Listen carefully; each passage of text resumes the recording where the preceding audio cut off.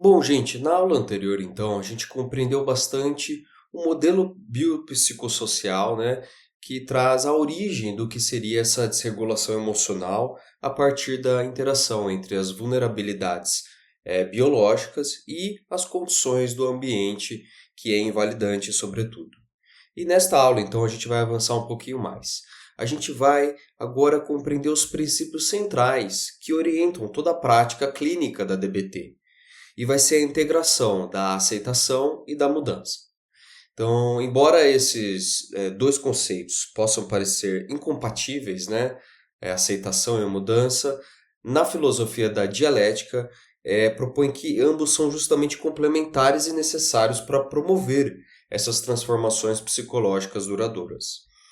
Nesta direção, a DBT parte da compreensão de que a pessoa ela pode estar fazendo o melhor que consegue com os recursos disponíveis naquele momento e, simultaneamente, precisar desenvolver novas habilidades para construir essa vida mais saudável e mais significativa, que é o foco principal de todas as outras terapias.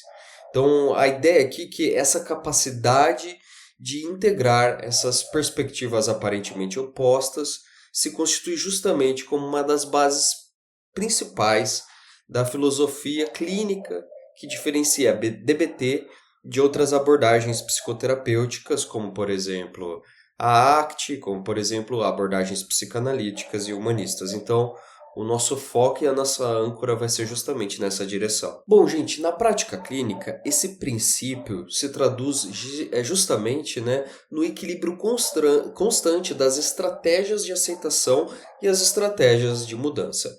Então, o que significa isso, André? É que as intervenções voltadas para a aceitação, elas buscam justamente a validação da experiência emocional do paciente, reconhecendo a natureza do sofrimento e o que ajuda também a promover uma relação mais consciente com os pensamentos, com as emoções, com as sensações.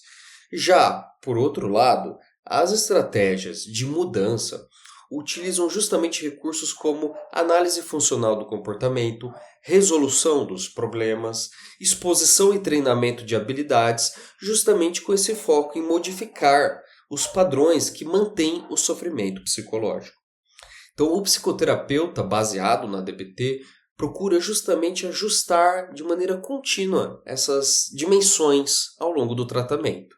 Então, ele busca então evitar tanto a postura excessivamente diretiva, de uma abordagem, por exemplo, estruturada da TCC, que pode às vezes traduzir em modelos de invalidação para o paciente, quanto também uma postura exclusivamente acolhedora, por exemplo, rogeriana, da terapia centrada no cliente, que pode de fato reduzir o compromisso dessas transformações comportamentais, nesse foco diretivo da mudança terapêutica.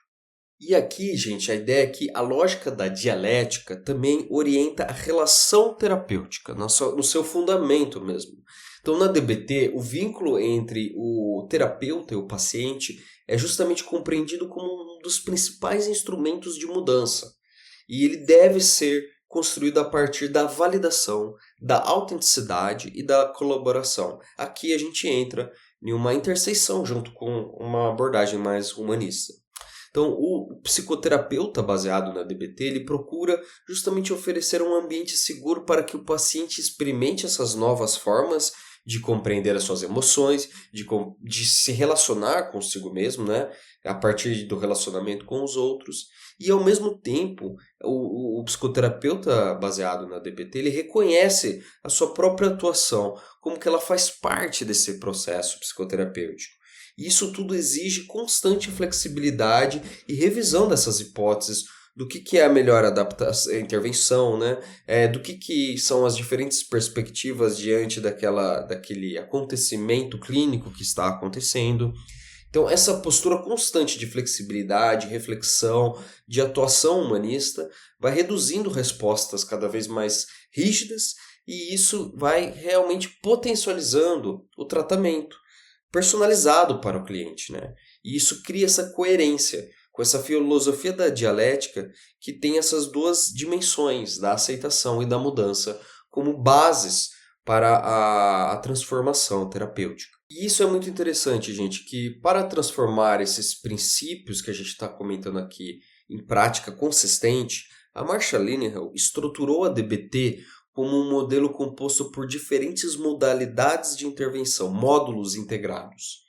A psicoterapia individual, ela, por exemplo, organiza os objetivos terapêuticos de maneira personalizada, analisando os comportamentos-alvo, né? Aquilo que deve ser focado. Já, por outro lado, o treinamento de habilidades, que também é um outro módulo, geralmente é realizado em grupos. E ele ensina competências diferentes que são fundamentais para o alvo em que a gente está buscando, né? Então, podem ser competências ligadas ao mindfulness, competências ligadas à regulação emocional, à tolerância ao mal-estar ou à efetividade interpessoal. E o momento do treinamento, né, do coaching, né, nesse sentido, né, oferece justamente um suporte personalizado dessas habilidades, né, nas situações reais do cotidiano. Então, a ideia é que exista uma equipe, né, uma rede de psicoterapeutas ajudando, né, nessa promoção, nessa supervisão, e entendendo se aquele paciente está dando continuidade às propostas feitas pelo tratamento, né? Então, junto a esses componentes, esses elementos, eles todos constituem esse sistema integrado, voltados justamente para, de fato, uma sustentabilidade gradual do tratamento.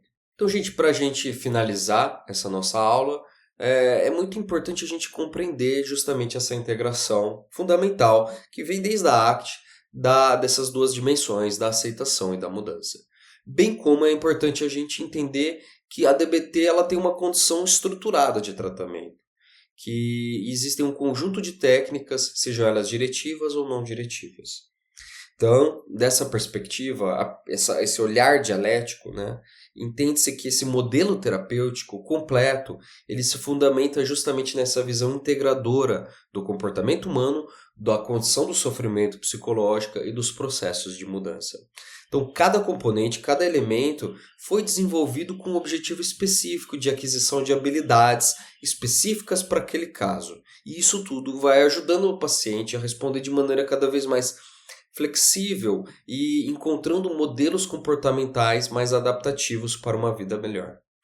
E agora, na nossa próxima aula, a gente vai concluir esse primeiro nosso tema, né, nessa formação em DBT, e a gente vai explorar justamente as aplicações da clínica, né, da DBT, dentro dessas evidências que a gente está trazendo, né?